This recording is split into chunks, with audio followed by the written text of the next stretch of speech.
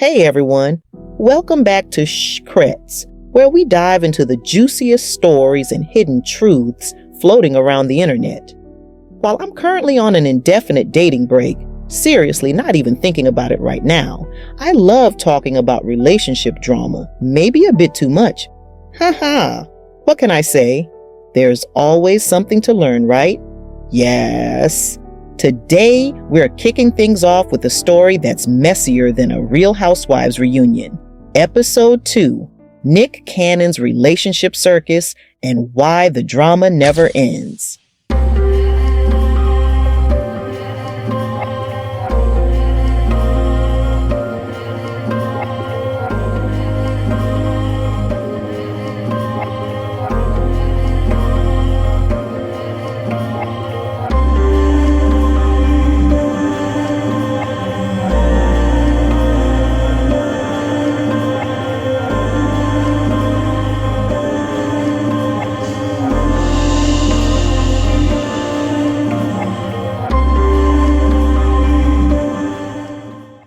Here's the plan.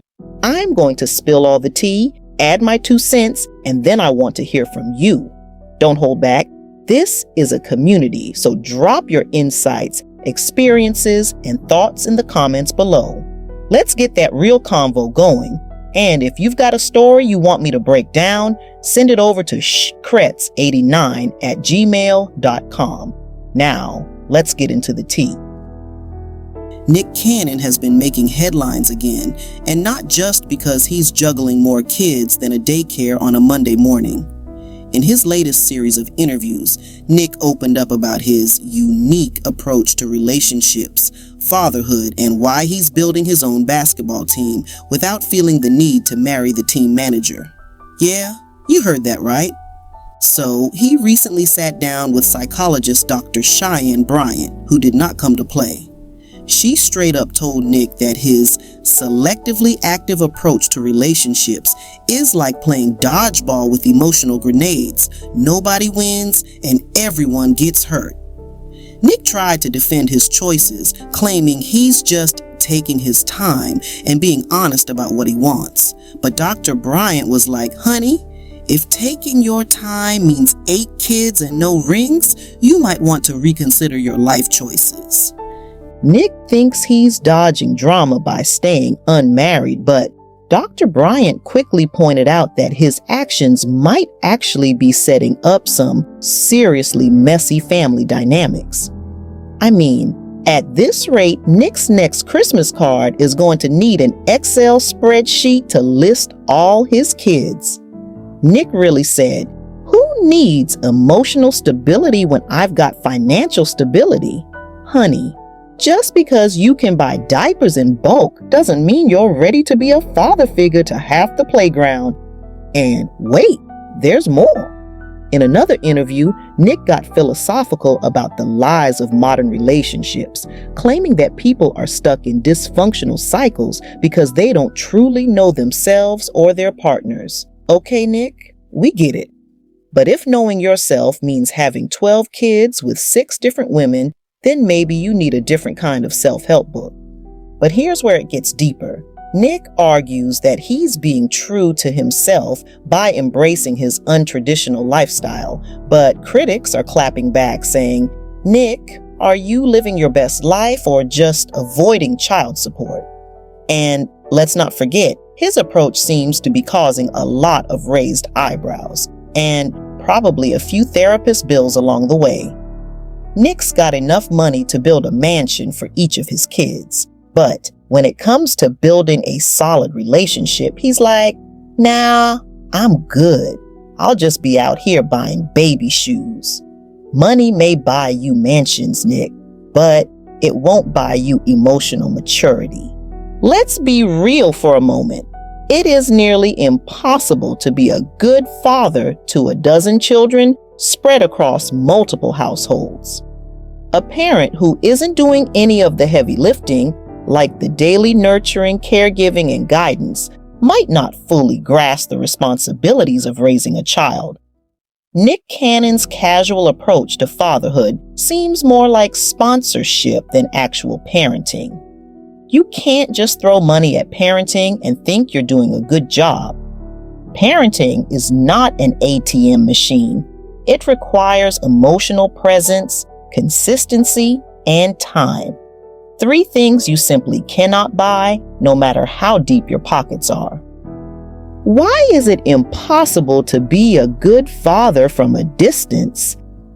1. Lack of daily presence. Being a good parent requires more than just showing up occasionally or sending money. Children need stability and a consistent presence in their lives. They need someone who is there for the morning routines, the bedtime stories, the scraped knees, the school projects, and the endless questions about the world. When you're not in the same household, it's hard, if not impossible, to provide that level of engagement. 2. Emotional availability. Parenting isn't just about being physically present, it's about being emotionally available. Children thrive on strong, secure attachments that are built through everyday interactions. Nick might be able to visit his kids and FaceTime occasionally, but that's not the same as being there to provide daily emotional support, comfort, and guidance. A real parent needs to be more than just a face on a screen or a visitor on weekends. 3. Role modeling and influence. A parent's role is to model behavior, values, and life skills consistently. When you're only there sporadically, you miss out on those teachable moments that shape a child's character and understanding of the world. Being a father is more than paying for private school. It's about shaping their worldviews, instilling discipline, and nurturing their growth, tasks that are difficult to accomplish from afar. 4. Logistical imbalance. Let's not forget the sheer logistical nightmare of trying to be an involved parent across multiple households. Managing quality time, school events, birthdays, and emotional crises from a distance is like juggling flaming swords, highly unlikely to end well. It takes more than financial support. It takes a dedicated, consistent, and close relationship with each child. 5. The reality of co-parenting. Co-parenting successfully often requires communication and cooperation between parents. Nick's lifestyle creates fragmented families where the primary caregivers, often the mothers, end up doing most of the heavy lifting. It is these caregivers who are handling the sleepless nights, the tantrums, the homework, and the constant demand for attention, while Nick gets to pop in for the fun parts. Nick Cannon's approach to fatherhood, where he casually fathers children across multiple households, should not be applauded. This isn't a matter of living his truth. It's a matter of creating unstable family dynamics that are more about satisfying his desires than considering the well-being of the children. Being a good parent is a full-time job, not something you can outsource or drop into whenever it's convenient. What he's doing is more like being a sponsor, providing funds, maybe showing up for a photo op, but missing out on the real hard work of raising children. A good father is actively involved in his children's daily lives, providing love, support, and guidance. Nick Cannon's actions show a lack of understanding of what true parenting means, and frankly, it is disappointing. Parenting is not a luxury hobby. It's a lifelong commitment that demands more than just financial resources. It requires heart, effort, and being there day in and day out. And until he's ready to do that, he's just a sponsor, not a parent. So, what's the takeaway here? Ladies and gents, this situation is a classic example of why you should be cautious when someone's actions and words don't quite line up. If he says he's taking his time but has more baby mamas than episodes of The Bachelor, maybe it's time to swipe left. If you see a guy who says he's afraid of commitment but is out there building a whole basketball team, that's probably your cue to run. Nick's choices might work for him, but If you're looking for a stable and committed relationship, maybe it's best to swipe left on this one. Some men get money and think they're the king of the world. Relax. Your crown is probably on layaway. If you're not careful, that same money will have you looking like a fool with a throne you can't even sit on properly. So, what did we learn today? Maybe that some men think their wallet is a personality trait. Spoiler, it's not. And guess what, Nick? You can't put all those kids on a tax return as dependents. The IRS isn't that generous. What do you think, fam? Is Nick just misunderstood? Is Nick living his truth, or is this just chaotic relationship energy? I'm dying to know. Drop your thoughts in the comments below. Love the episode?